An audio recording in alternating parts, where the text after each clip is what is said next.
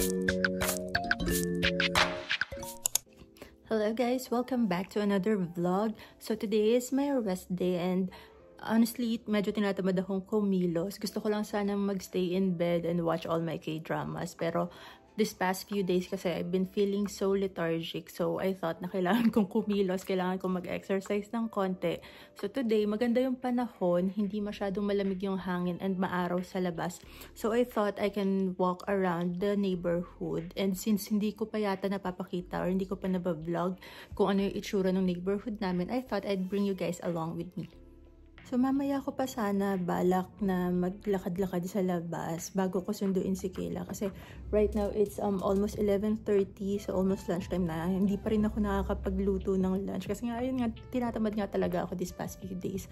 Pero ayun, pagtingin ko kasi kanina outside, ang ganda ng panahon. So I thought na ngayon na lang na ako maglakad at least for kahit mga 30 minutes man lang. Alam mo yun, habang ginaganahan ako kaysa tamarin ako mamaya.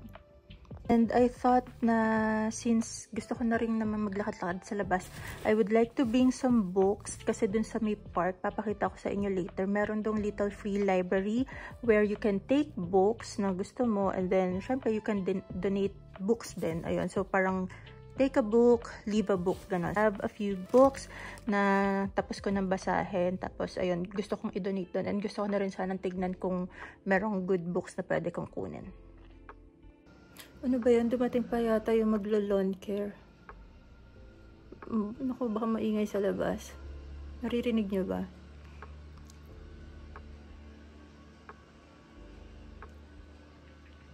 Anyway, medyo bumubulong pala ako kasi my husband is sleeping upstairs kasi night shift siya. So, ayoko naman mag-echo yung boses ko sa buong bahay. Pero, ayun, labas muna tayo. Let's go!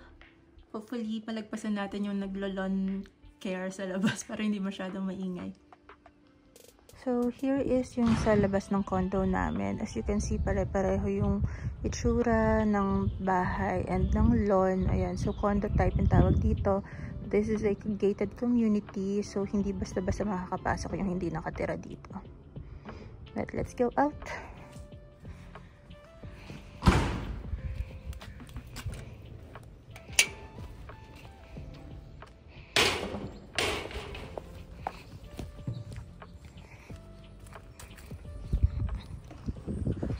So, we have other apartments here on the right. And then, dito yung parking namin. Then, we also have a closed garage. Ayan. So, itong mga apartments na to, ibang, I think it's a different apartment. Ibang housing, ganon.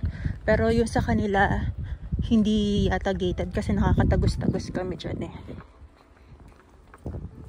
So, dun lang tayo muna sa malapit.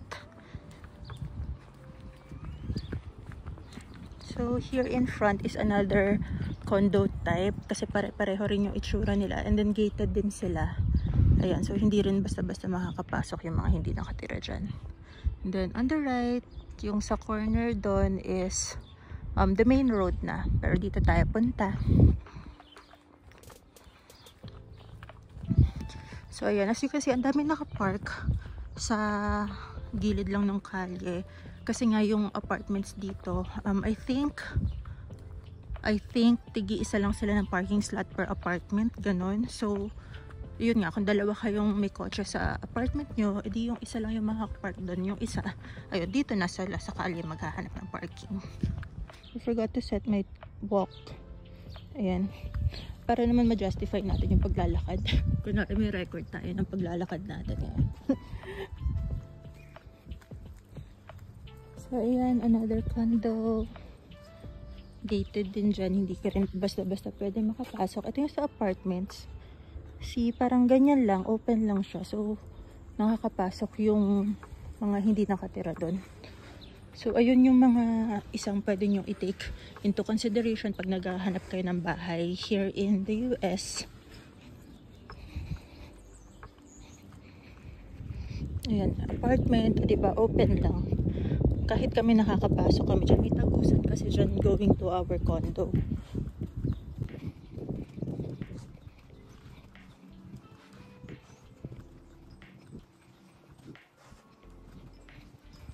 And then, here is the school na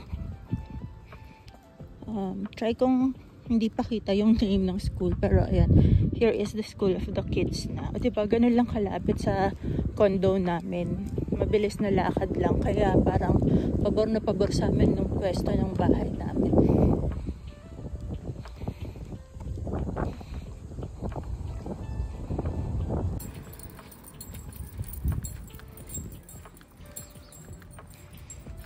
Ayan, so we are right in front of the school. Ayun, labas lang ako kasi baka makita yung name ng school ng kids. So, for privacy purposes, ayun, hindi ko papakita syempre. Pero ayun, dito sa tapat ng school, meron ding mga bahay. Atong area na to, ano na to? Bahay-bahay na siya talaga. Hindi na siya apartment style. Although, meron pa ring part na may mga apartments, ganon. So, ito yung back part ng school ng kids. Nandiyan siguro yung anak ko naglalaro ngayon kasi break time. Pero, let's go walk on para makita nyo kung ano pa ibang meron dito.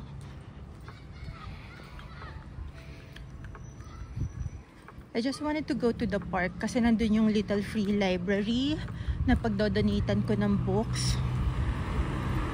But, ayan, on this side, through closed garage.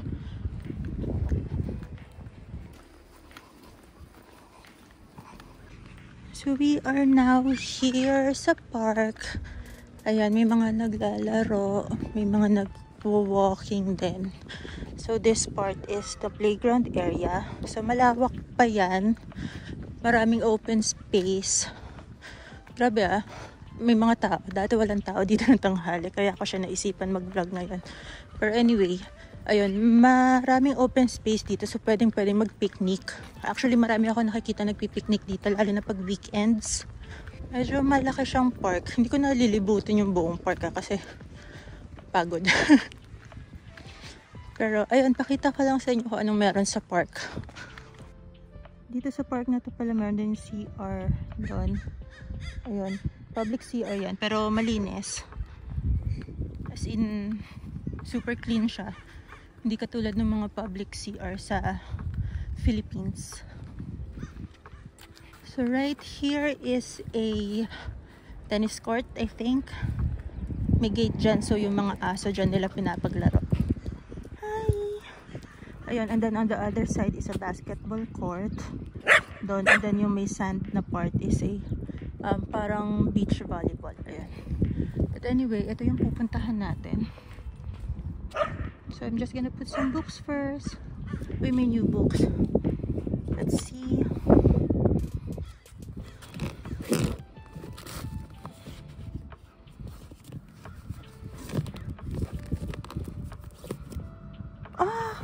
Oh my god! I want to read this kaso Spanish A Man Called Ove. And uy, super perfect condition. Ay ma, bakit Spanish? Spanish siya. Hindi ko mababasa yan, girl. Uy, I like this.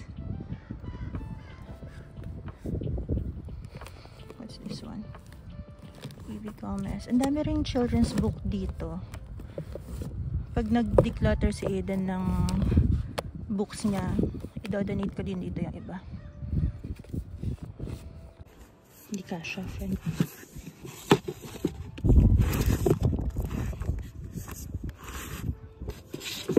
Uy, nalungkot naman ako dito. Sayang, brand new condition. Pero anyway, ayan, iwan na natin yung books dyan. Karamihan ng children's book dito, Spanish. Kasi nga, maraming Mexicano dito sa community namin. So, ayun, I think. Kaya, ang dami ring nag-donate ng Spanish books.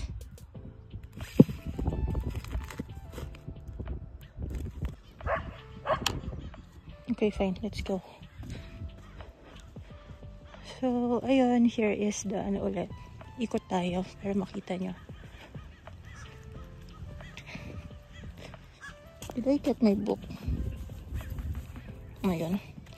Actually, medyo dalawang isip ako dun sa You Are a Badass na libro. Kasi, I think I have that at home. I'm not sure lang kung yun yung same one or yung You Are a Badass at Making Money yata yung sa akin. I have to double check. Pero kung it's the same one, ayun, ibabalik ko na lang din itong isa doon. But anyway, ayun, on this side, ito na yung basketball court.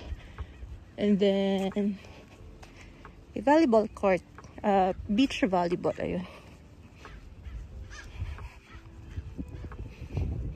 Ikot-ikot tayo doon.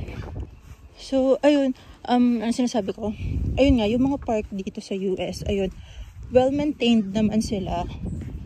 Or, hindi man super well-maintained, pero, alam mo yun, malinis. And then, ayun, katulad nga nito, ganito, merong mga benches na ganito.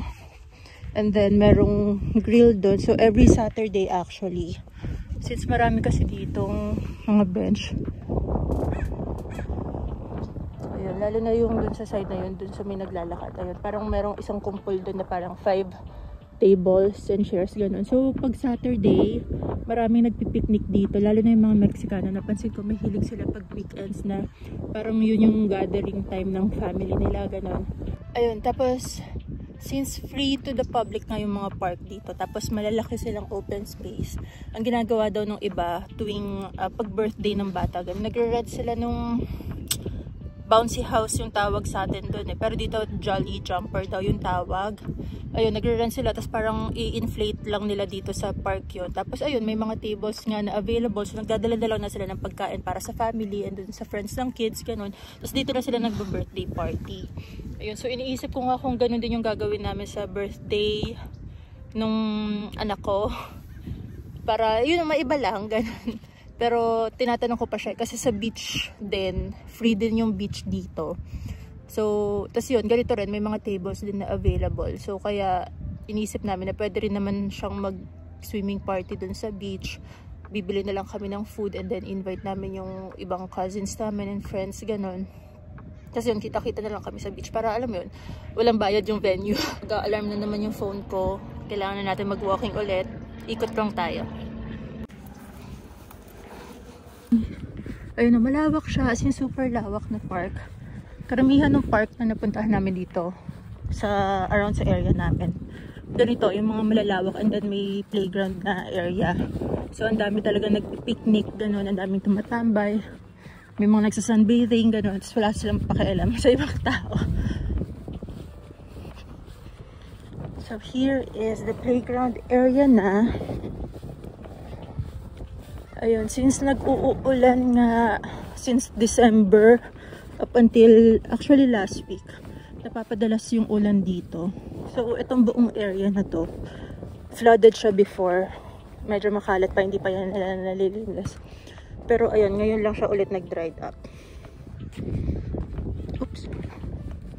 Pero ayun, yung dun sa side, yun yung nakikita yung naglalakad. Pag nilibot nyo kasi yung edge nung park, parang merong lakaran dyan. So malaki siya.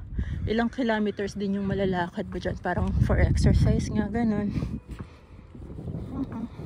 I will ikot-ikot the long way for you guys para mapakita ko sa inyo yung library. Ang sarap magpa-araw, in fairness. Medyo nauumay na ako sa lamig.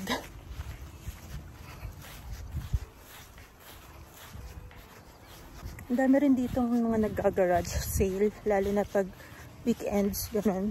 So, nagbibenta sila ng mga damit for like $1 lang, ganun. And so here is the other side of the park.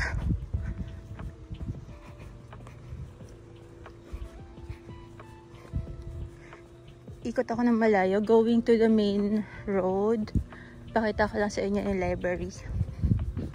Diba, ang tahimik dito, girl.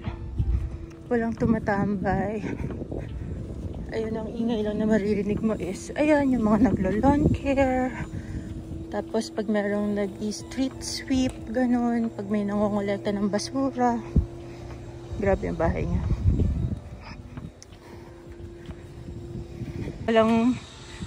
Walang masyadong tumatambay dito. Like, yung sa harap lang ng bahay, ganun. Kahit dun sa condo namin actually, yung mga bata lang yung lumalabas. Minsan tumatambay ako sa labas para lang kung if ever may makita akong kapitbahay na lumabas, makikipagkwentuhan sana ako. Kasi walang lumalabas, besh. Pinakapalan ko na nga yung mukha ko na makipagtsikahan, pero wala talagang makausap.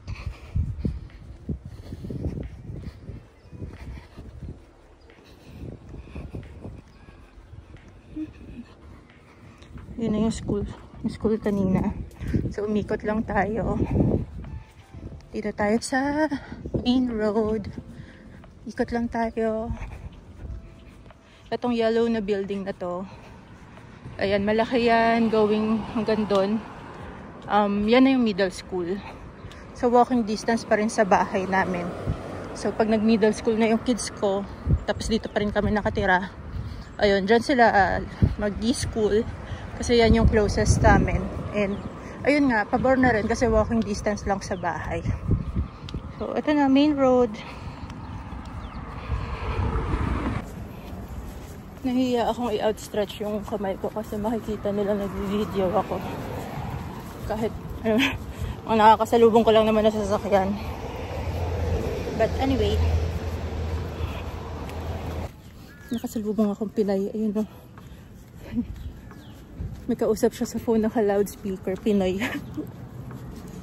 Ayun, so nadadaanan ko yung ibang mga apartments. Ito, on my left side is another apartment. Napansin ko yung mga apartment nila dito, may mga swimming pool. And alam ko yung iba meron ding gym. Pero yung sa amin, sa condo namin, walang ang tawag dito, pool and gym. So bahay lang talaga siya. Naiya ako. Kiber.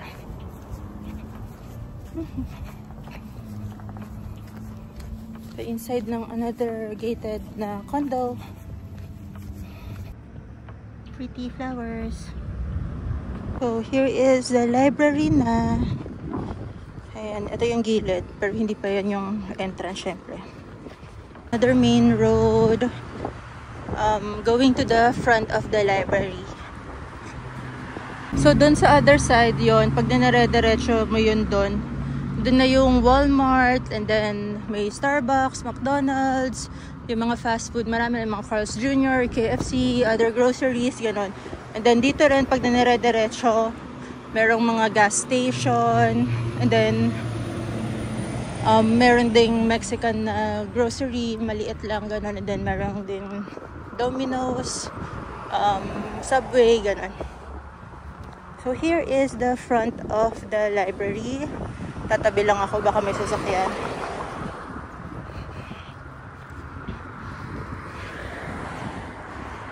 So yan yung front ng library. So you can just go in there. It's free. Public library siya. And if you have kids na elementary, ganon, I suggest you maximize the public libraries in your area kasi I know they offer tutorials din. May time lang for the kids. Side, senior living. I know mga seniors lang yung pwede sa apartment na yan. Ang sarap ng panahon. Hindi super lamig yung hangin. Minsan kasi nakakatamad lumabas pag ang lamig ng hangin. And we're back home. Ayun, so on that corner doon, yung Eagles. Itong nandito sa side na to is Litos. Anong tawag doon? Anong tawag doon? Mechanic. Ayun, Pilipino siya na mekaniko. Pilipino siya na mekaniko. So, ayun, dito tayo sa outside ng condo. Ito na yung condo namin. I mean, dyan sa part na yan. Pero hindi namin bahay yan. Pero anyway, ganyan yung itsura niya dito sa labas. So, merong side na ingay ng dogs. So, merong side na ganito na walang gate. And then the other closed garage. Pero ayun, yung sa amin dun tayo sa may gated. And then, ayun, pag diretso mo doon, that's the other apartment. Ayun, nakita ko may swimming pool din sila. And then, ayun, basura. So, dito hindi pwedeng kung saan ka lang magtapon ng basura. kung saan yung designated na basurahan for your apartment or condo, dun ka lang magtatapon. Another underground parking, and we're home.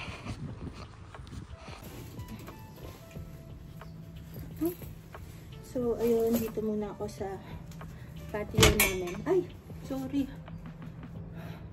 Anyway, we're back home. Ayun, nakatambay lang ako dito sa patio namin. Now that I think about it, I think this is the same book that I have. Pero in fairness, natuwa lang ako na may magagandang books ngayon dun sa Little Free Library. Kasi parang twice na akong nag-check or thrice na akong nag-check dun before, tas puro pambata yung nakalagay. Parang once lang ako nakakuha nung medyo pang adult na books.